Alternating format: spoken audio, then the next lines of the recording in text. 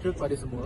Kami daripada Ahli Kumpulan Mania DZ di bawah subjek Budaya Kesawanan dengan tajuk kempen kami iaitu masalah tidur yang tidak mencukupi di kalangan mahasiswa dan mahasiswi. Serta kami akan menguraikan perkara-perkara berkaitan dengan faktor dan kesannya. Seperti yang kita tahu, tidur merupakan satu perbuatan yang dilakukan oleh manusia bagi merehatkan tubuh badan mereka.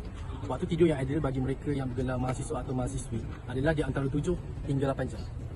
Tahukah anda bahawasanya badan kita telah diprogramkan untuk mengantuk sebanyak 2 kali dalam satu hari? Waktu pertama untuk kita mengantuk ialah bermula daripada waktu tengah malam, iaitu bermula daripada 12 tengah malam sehingga 7 pagi. Manakala waktu yang kedua pula bermula pada 1 tengah hari sehingga 4 petang. Dan untuk maklumat kita semua, bahawasanya kita perlu tidur untuk memperbaiki dan menyediakan diri kita untuk menghadapi aktiviti kita pada hari esok.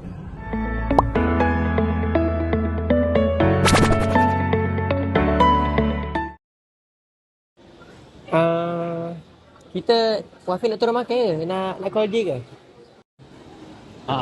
Aku call dia kejap lah. A few moments later.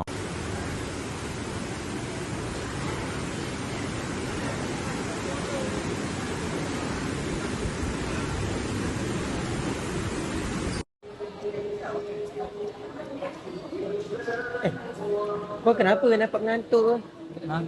Oh, cerita dia gini.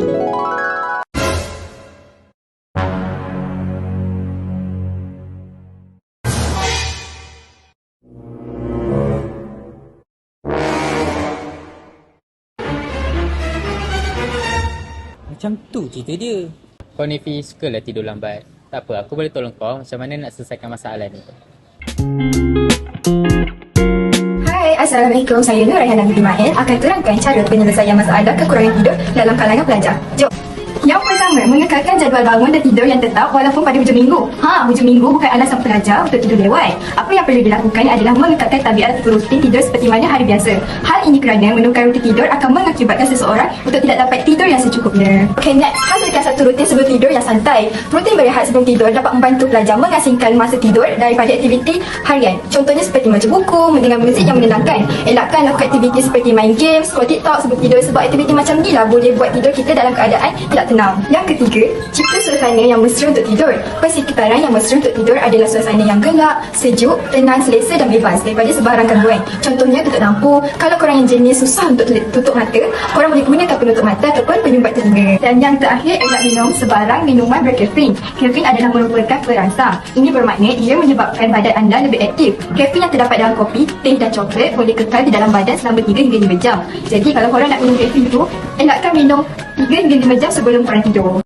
Di sini saya ingin menerangkan tentang akibat kekurangan tidur dalam kalangan pelajar. Yang pertama, penurunan daya tumpuan, iaitu pelajar mungkin mengalami kesukaran untuk memberikan perhatian sepenuhnya kepada pelajaran dan tugas-tugas mereka.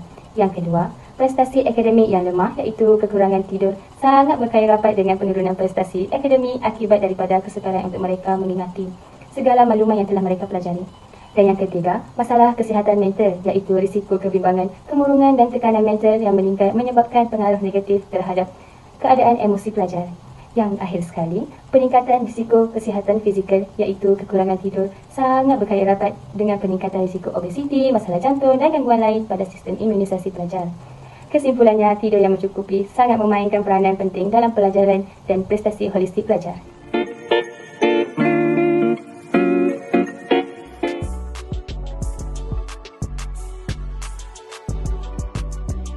Assalamualaikum dan hai, nama saya Nur Aisyah daripada Kelas Indonesia. Hari ini saya akan interview Aisyah untuk tajuk itu orang berkaitan dengan projek SMR.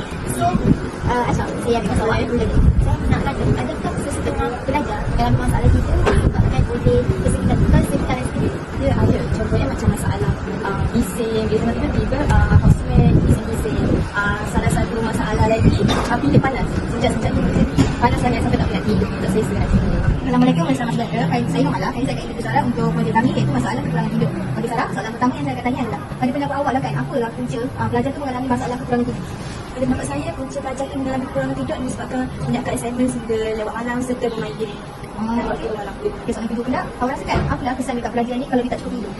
Kesan bila pelajar tak cukup tidur, pelajar tidak akan dapat fokus dalam kelas dan akan mudah mengantuk sewaktu pensyarah sedang belajar. Assalamualaikum dan salam sejahtera. Nama saya Nina Ayu. Hari ini saya akan menanyakan pendapat salah seorang pelajar usia yang bernama soalan saya ini, pernahkah anda mengalami masalah kekurangan tidur sepanjang berada di usia?